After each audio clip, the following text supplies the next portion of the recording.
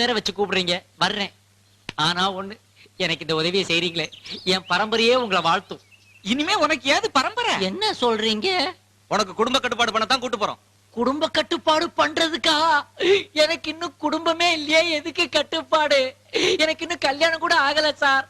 என்ன கூட்டு போய் ஏதாவது பண்ணி ஸ்டாண்டர்ட் டீஸ்ல நிக்க வச்சிடாதீங்க. நான் வர்றேன். என்ன விட்டுருங்க, என்ன விட்டுருங்க.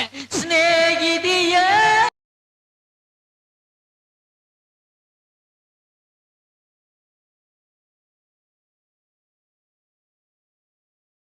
What is this nonsense?